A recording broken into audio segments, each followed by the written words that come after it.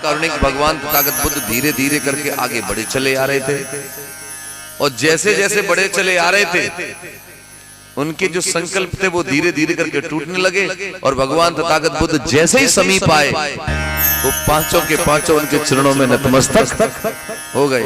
लपक करके एक ने भिक्षा पात्र ले लिया, एक ने मतलब आसन बिछा दिया, एक ने हाथ जोड़ के अभिवादन किया, और एक ने बैठने के लिए कहा।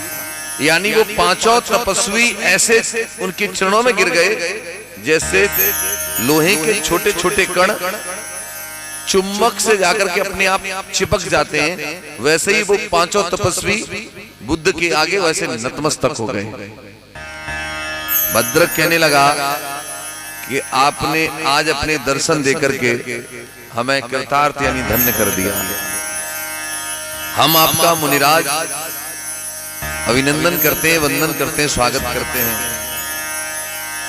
तब महाकारुणिक सम्यक सम तथागत भगवान बुद्ध कहने लगे कि आज सबको फिर से सहज सुख देने वाली पूर्णमासी आ गई है। यानी जिस ज्ञान को प्राप्त करने के लिए मैं घर से निकला था, उस ज्ञान को प्राप्त किए हुए मुझे 2 महीने व्यतीत हो गए हैं। जब से मैंने ज्ञान प्राप्त किया है तब से मैं बुद्धिमान पात्र की खोज कर रहा हूं। तब से मैं बुद्धिमान पात्र की खोज कर रहा हूं। मेरे मन में ऐसा विचार आया कि वह ज्ञान में सबसे पहले आप पांचों को दूं। आप मेरे साथ में जो तपस्या करते रहे, तो मैं अपने ज्ञान का प्रथम उपदेश आपको देना चाहता हूं। भगवान बुद्ध ने जब प्रथम उपदेश की बात कही, अपने ज्ञान देने की बात कही, तो उन पांचों को जरा भी उनकी बात पर यकीन और भरोसा नहीं हुआ।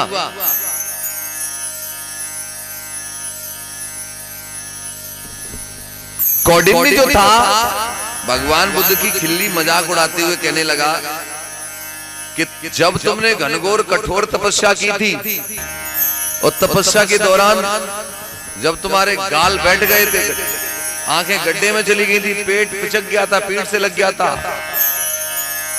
हाथ पैर बिल्कुल सूखने लगे थे, शरीर कंकाल की तरह रह गया था, तब तो तुम्हें ज्ञान प्राप्त नहीं हुआ। लेकिन इधर उधर से खीर पूड़ी पकवान खाने को क्या मिल गया, अब तुम हमसे कहते हो कि ज्ञान प्राप्त हो गया।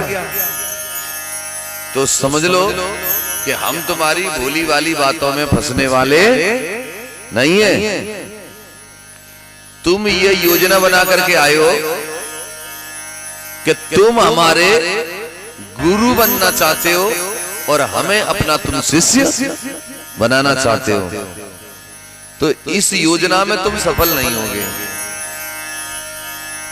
भगवान महाकारुणिक सम्यक सम बुद्ध कहने लगे, हे तपस्वियों, मैं आप लोगों को एक बात बताना चाहता हूं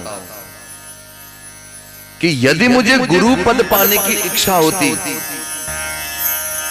तो मैं राजमहल की गद्दी को छोड़ करके नहीं आता, फिर तो मेरी वहीं पर सेवा हो रही होती, मैं गद्दी पे बैठ करके हुक्म चला रहा होता। दूसरी बात वो समझा करके कहने लगे, तुम मुझसे कह रहे हो कि इधर उधर खीर पकवान पूड़ी खा करके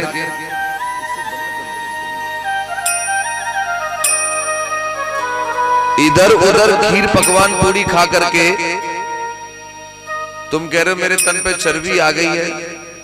तो सुनो, अगर मुझे पूरी पकवान खाने का इतना ही शौक होता तो मैं राजमहल के सभी प्रकार के व्यंजनों को छोड़ करके यूं गली गली खीर पूरी पकवान नहीं खाता। रही बात ज्ञान की, तो मेरे मन में तो ये इच्छा जागी कि ज्ञान का प्रथम उपदेश मैं तुम्हें दूं, लेकिन यदि तुम नहीं लेना चाहते तो मैं जबरदस्ती वो ज्ञान आपको नहीं देना चाहता। हाँ, मैं इतना जरूर कहना चाहता हूं कि वास्तव में वो मुझे गुण गंभीर ज्ञान उसकी मुझे प्राप्ति हो चुकी है और आपको ये पहले से भी मालूम है कि मैंने पहले भी कभी कोई व्यर्थ बकवास नहीं की, तो अब भी मैं कोई व्यर्थ बकवास नहीं कर रहा। वास्तव में मुझे उस परम श्रेष्ठ सत्य का लाभ मिल चुका है, मुझे वो ज्ञान मिल चुका है।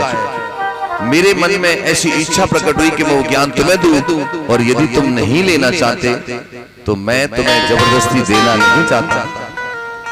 इतनी बात कहकर के महाकारुणिक भगवान तथागत बुद्ध माताओं बहनों सज्जनों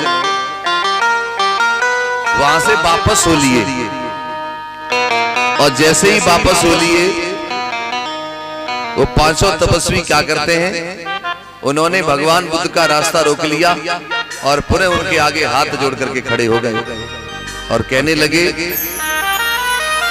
हे भगवान आप हमें क्षमा करिए, हमसे गलती हो गई।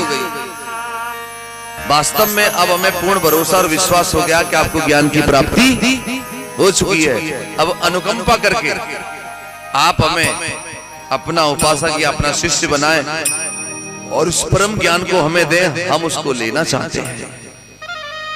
तब भगवान बुद्ध ने उनके निवेदन को स्वीकार कर लिया और फिर भगवान ने उनको अपना शिष्य बनाया और ज्ञान का प्रथम उपदेश देना प्रारंभ किया। तो वो कौन सा ज्ञान, कैसा ज्ञान, उसके बारे में आज हम विस्तार से चर्चा आप लोगों के बीच में करेंगे।